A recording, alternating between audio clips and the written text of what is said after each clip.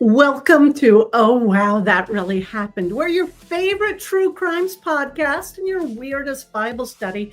They sort of collide. I'm Julie. And I'm Desiree. And Julie, today's story is a little bit wild. We're talking about a locked room, a dead king, and no weapon or assassin in sight.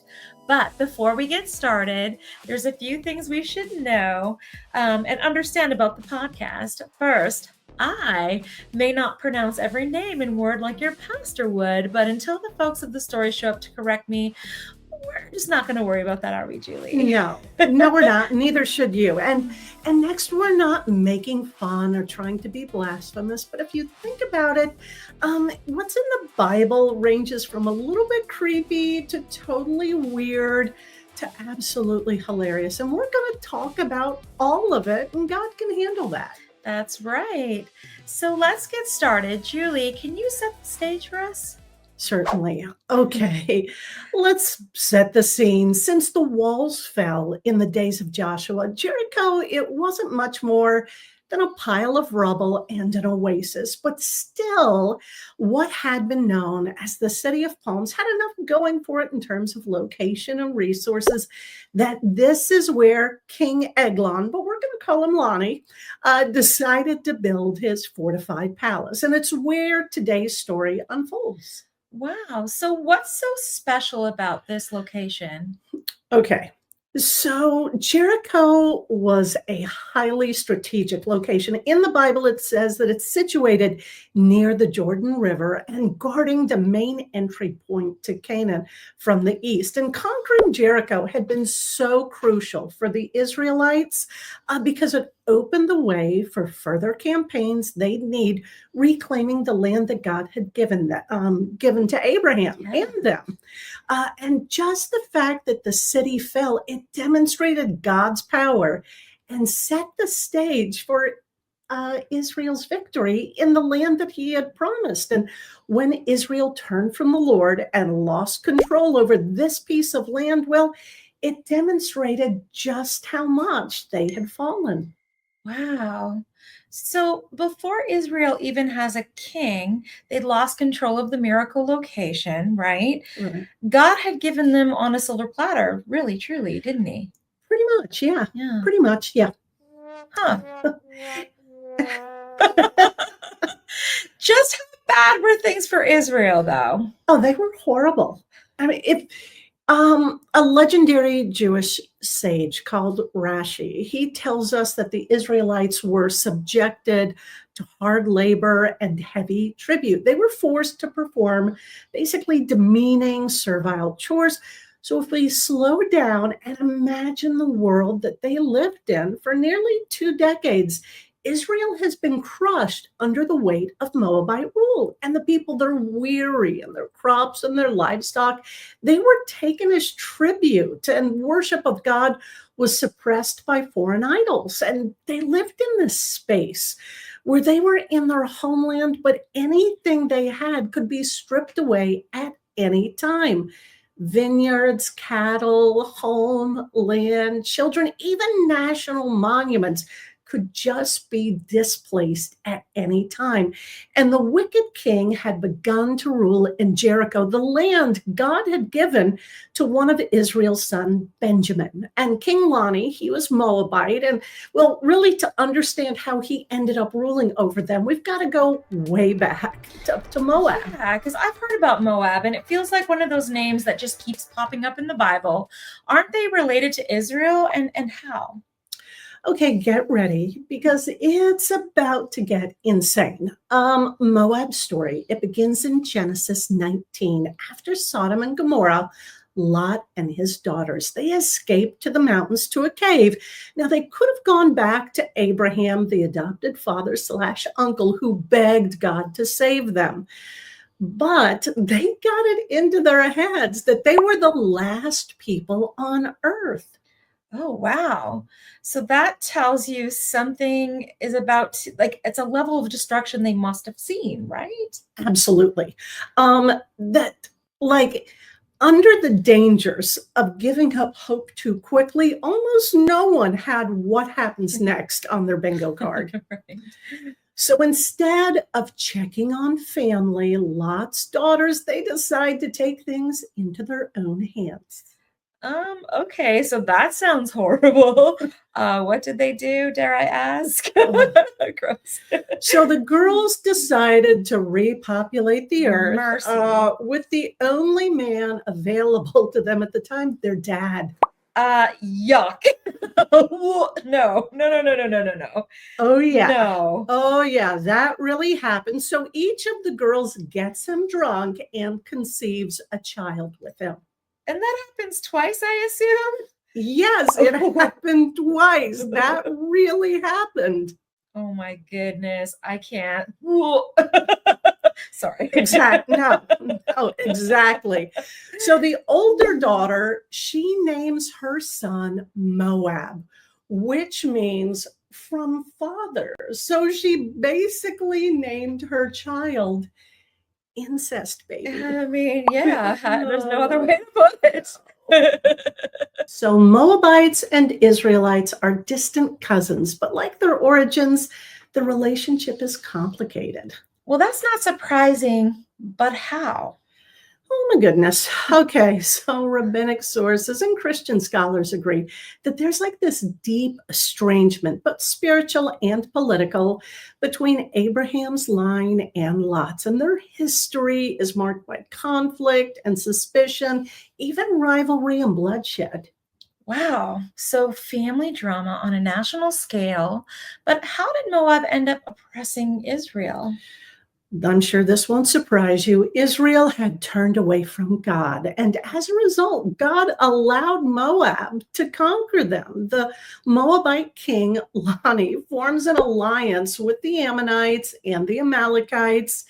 And they take Jericho from Israel. And like we've said, they rule over them for 18 years. Wow. So you mentioned the land near Jericho had been given to Benjamin. Who are they and what do we know about them? Okay, Benjamin was Israel's youngest son by Rachel, Jacob's favorite wife. She died giving birth to him. Israel's first king, Saul, would come from the tribe of Benjamin. And the name Benjamin itself means son of my right hand, which at the time might as well have been like, he's my favorite. Right. But do you want to hear something ironic? I do. Yes, please. Okay, check this out. The name means son of my right hand.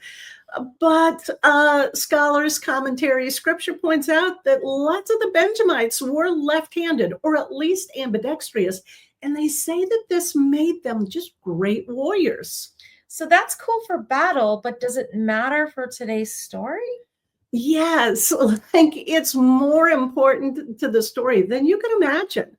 It turns out that 700 left-handed Benjamite warriors could sling a stone at a hare at like 400 yards and not miss. And some think it was genetic. Others say it was deliberate training, like getting a switch hitter in baseball. But either way, it made them deadly and unpredictable in battle.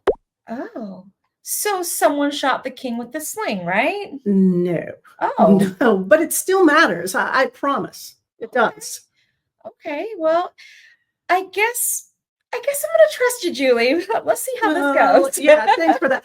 And the idea that they may have worked hard to develop that left-handedness is especially wild when you realize that in history, being left-handed was pretty much viewed as being sketch or broken. The Hebrew literally means restricted in his right hand. So not his left hand works better. The right hand doesn't work.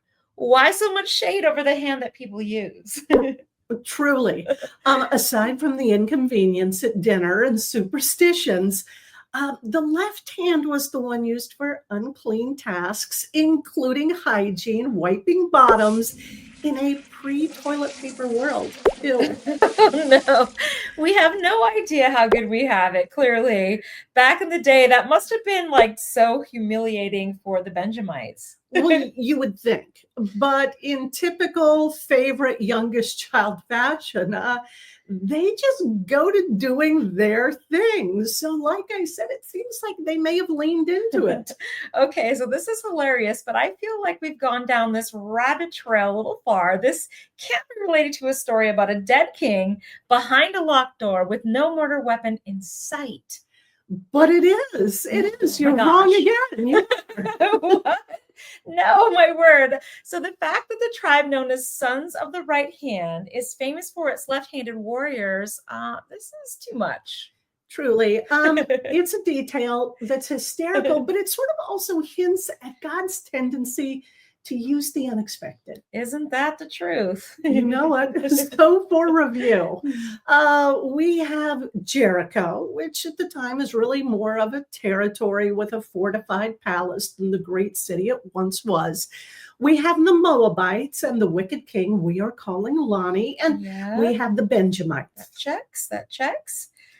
So every year there was a caravan of Israelites that endured the humiliation of trudging to Jericho, carrying their fruits of their labor to King Lonnie's palace. And let's be clear, there was no need for this parade. It's not like there weren't Moabite soldiers headed to Jericho. They could have delivered the stuff to the palace. The journey and the presentation were part of the punishment because it's what good old Lonnie wanted. Good old Lonnie, like, come kiss the ring, grovel before the throne. I have a feeling I may end up saying, be careful what you wish for, Julie. Yes and yes. So the humiliation, it is constant. And about this time, God raises up Ehud, but we're going to call him Ed because it's just easier. And he raises him up as a judge, a leader among his people, and he feels the weight of their suffering. And he's chosen to deliver the annual tribute, a risky and humiliating task. So I have to ask, what exactly was a judge in ancient Israel? Okay, so a judge wasn't a guy in a robe in a courtroom. In the Bible, a judge was a deliverer, someone that God empowered to rescue Israel from oppression, to lead them in battle, and restore justice. They were spiritual, military, political, and sometimes even prophetic leaders. Ehud, or Ed, was one of these judges. Okay, so I have to ask, what else do we know about Ed? Well, he's from the tribe of Benjamin. Yeah, well, I mean, that checks. Of course he is. I mean, and let me guess, he's left-handed. How right you are, right? You're Yep, you welcome. saw that one coming. And that really does matter, I take it. I told you it does. Yes, it absolutely does. Okay, well, you just never know. Sometimes you know. Sometimes you know. So Ed is chosen as Israel's deliverer. What can he do? He could make a sword. What? I thought they used slingshots. Isn't that what they use?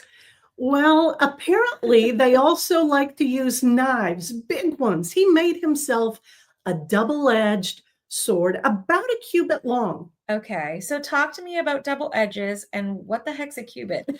So a double edge means it cuts here and it cuts here. It's sharp on both sides. And a cubit, well, a standard cubit is 18 inches. Okay, 18 inches. It's based on the length from the tip of your fingertip to your elbow. And well, because ancient people were smaller, Yeah. so were their cubits, but the proportions, they remained the same. Yeah, a cubit, that feels like a huge knife. I mean, maybe it does feel that way, but that's actually shorter than a typical sword. Yeah. And that is important to the story. Yeah, so the day comes to make the journey to the palace. So what is that like? Oh, you can imagine palm trees swaying in the breeze. There's the scent of dates and spices in the air. You've got the Moabite soldiers standing at attention in their swords and their armor gleaming in the sun. And then, as they enter the palace, each of the Israelite representatives endures an ancient version of a security check, complete with a pat down. Think TSA. Right, I was going to say the airport. So does Ehud, like Ed, does he get caught? No, He doesn't? he walks right in. What? Okay, but did he not bring the knife? Maybe. You Oh never my know. You never goodness. know. Yeah, I don't know. I don't know. Well, if they did a pat down, I don't even want to know where he hid that knife. Okay. So Ed and his companions, they approach, they bow their heads low, they're carrying baskets of grain and jars of oil and gold and silver, all the things. And the tribute is presented in a grand hall with King Lonnie seated and filling the throne, like filling. Really. The king's laughter is loud, his appetite is legendary. I mean, I get the picture, but how do we know he had a big appetite? Okay, please know this is not body shaming or anything like that, but scripture makes it clear that he was self-indulgent and very, very big. Anyway, so the Israelites were dismissed, but Ed, he comes back and he bows low and he says, I have a secret message for you, O king. And Lonnie's like intrigued. So he dismisses all of the attendants and the room empties and the doors close and the king and the judge go to the king's private upper chamber. Silence falls. Oh, wow. So, no witnesses and no way out. So, if you're watching a scary movie, like this is the part of the movie where you're screaming at the screen, like, don't go there. He's behind the door. Right, Things you're are getting throwing the rowdy, popcorn, right? right, exactly. And the air is thick with tension, and Lonnie sits in his cool upper chamber. It's a private retreat built for comfort and privacy, and the walls are thick, and the windows are tall and thin. And Ed approaches, and he says, I have a message from God for you. And as Eglon rises, Ed draws his sword, and he plunges it into the king's belly. I mean, the text is graphic. What? Is that what it says? Yes. The Bible tells us that Lonnie was so obese that the blade and the handle that they went all the way in and the wound closes over the sword. There's like no visible weapon. Like maybe there's not even blood on Ed's hand. It just sort of engulfed it. I mean, that's 18 inches, the whole thing? The whole thing, yes. Oh, yeah. And so the king's private chamber is locked from the inside, and the guards are whispering and they're like glancing at each other and shifting from foot to foot, like they're going, what do we do? And they're embarrassed because the king has been in there like a long time, and everyone assumes that he's well occupied. But the truth, it is far more shocking. So the king's staff just waits outside, thinking he's on the toilet. It gets awkward. What's taking him so long? The king didn't have a cell phone like my husband in the bathroom. I know. It's a whole thing. It is a whole thing. No, seriously, he's taking so long because he's dead. He's on the floor dead. So King Lonnie is dead. The weapon's gone, and Ed just walks out. I mean, not quite, but sort of. Ed very responsibly locks the door behind him and escapes through the porch and maybe uses a balcony or a secret passage, but he goes. And meanwhile, Lonnie's servants, they return, but the doors are locked. Here's where the story gets extra funny. I mean, how could it get crazier or any more funny than it already is? Well, here we go. So the servants, like you said, that they assume the king is relieving himself in the cool chamber, right? Mm-hmm. But ancient etiquette and like commentaries note that meant that you never disturb the king in the bathroom. Something kids just don't understand today. They sure don't understand.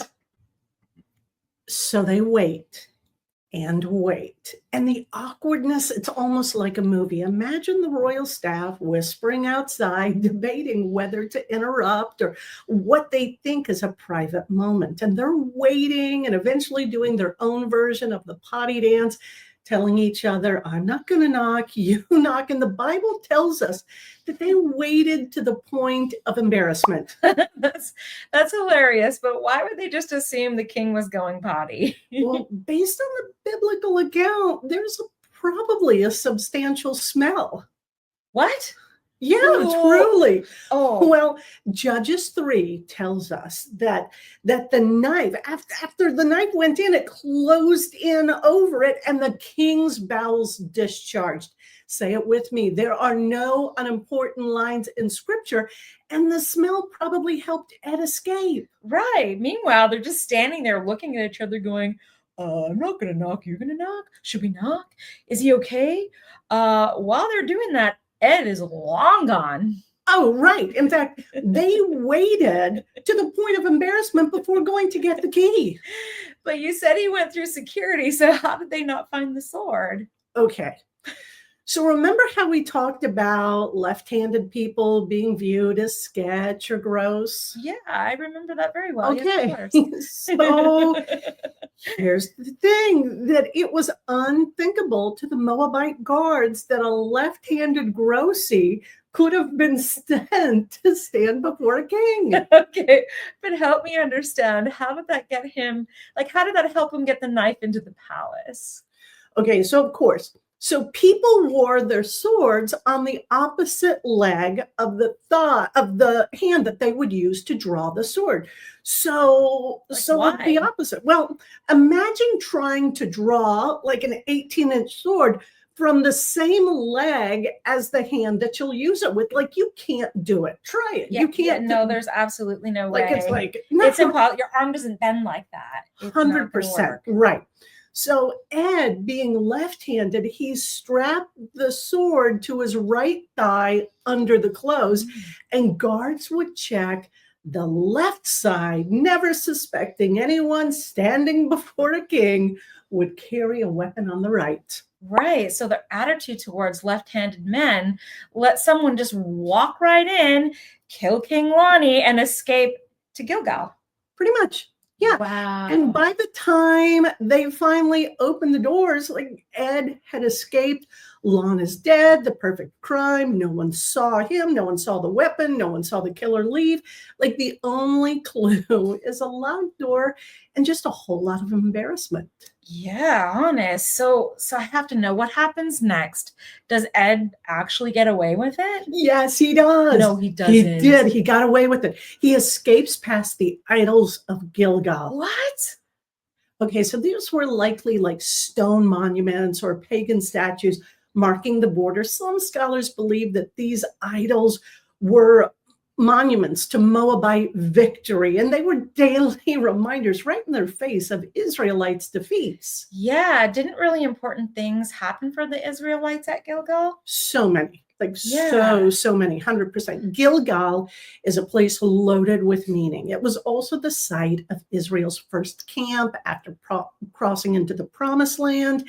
It's where Joshua led Israel across the Jordan, and the first thing they did was set up 12 stones at Gilgal, one for each tribe. It was a memorial to God's faithfulness. Yeah, so it went from memorial stones to pagan idols.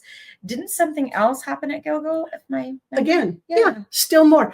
Definitely. It's where the Israelites were circumcised and renewed their covenant after coming out of the wilderness years. And that's where they celebrated Passover. Yeah. Manna stopped. So Gilgal had been a place of new beginnings, but now under Moabite rule, it had become a place of humiliation, marked by pagan idols, right? Truly. And Ed's escape through Gilgal is like a return to Israel's roots, the faith, a reminder that God can redeem even the most defeated places. And as Ed passes them, he's not just escaping, he's symbolically reversing Israel's shame, moving from a place of defeat to deliverance. And it was the place of previous Hebrew victory and covenant renewal. And it's like all going through there. Yeah. So as Ed runs past those idols, he's running past Israel's both his history, the victories, and ultimate like failures, big time failures. Right, just going right by him. Yeah. And like, imagine the sun is setting over the Jordan, the stones of Gilgal, they're casting long shadows, and Ed's heart is pounding, not just from the escape, but from the weight of what's at stake. Yeah. He's running for his life away from Jericho and towards promise. Wow, so many questions. So I guess what does Ed do next? Where does he go? isn't his family's land right there in Jericho? I mean, he's got to go into hiding, I would assume. Yes, Benjamite land surrounded Jericho. No, he doesn't go home. He heads straight for the hill country of Ephraim. So why Ephraim? There's several reasons why. So Ephraim made sense because the rugged, hilly landscape made it difficult for enemies to pursue or attack quickly because there were natural protections and defensible positions.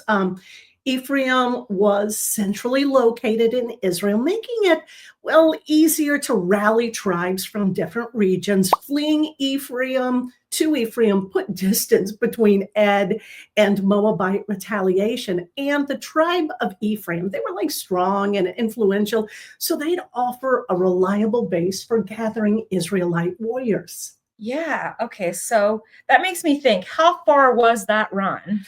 Okay, 15 to 20 miles. So challenging, but manageable. Not I could never do it. So Ed just hides out there, right? No, not at all. He gets there and he blows a shofar. Okay, I'm going to need you to explain that for me. What's a shofar? Okay, so a shofar is like a trumpet made from a ram's horn. And in ancient Israel, back in the day, different trumpet sounds told the people to do different things, like a long blast for assembly, short blasts for an alarm or an attack. And here the trumpet is like a call to arms. Oh, wow. I didn't know that. Okay.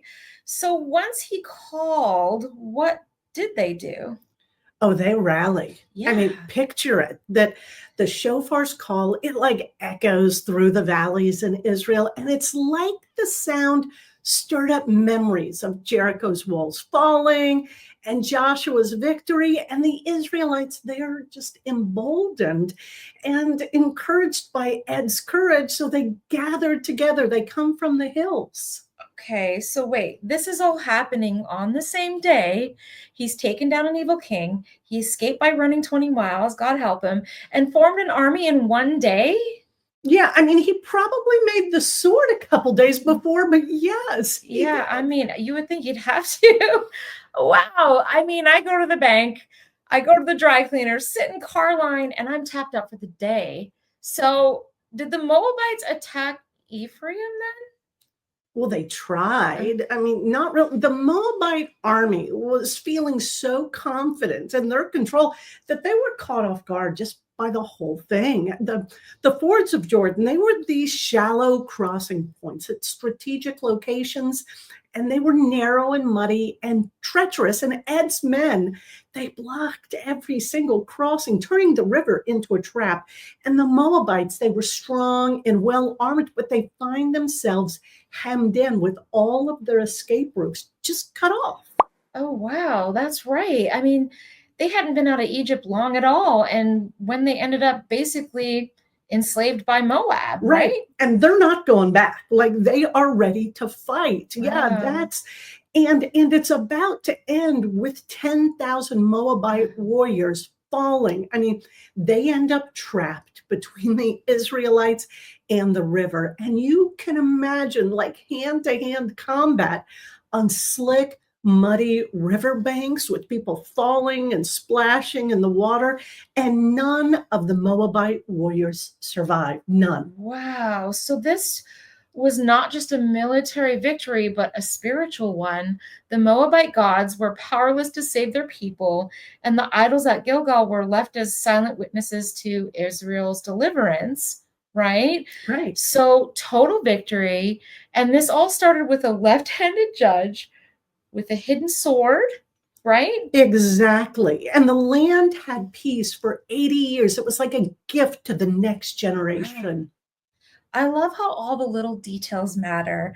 The left hand, the sword length, even where it was hidden. Right. It's true. I mean, the details do matter. There are no throwaway lines in scripture. The left hand, the length of the sword, the locked door, the smell, even the awkwardness of like mistaken privacy. It's in a story that's as much about God's creativity and his ability to write a story as it is his power. Yeah.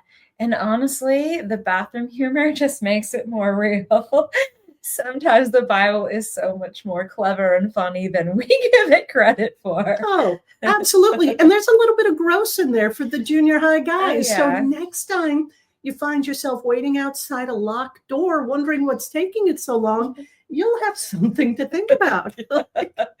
Oh, wow. Yeah, that really happened. Then, and for more on ancient context and just the story from scripture, you can check out Judges 3 for the Eglon and Ehud. Of course. And I'll never look at a locked door the same way again.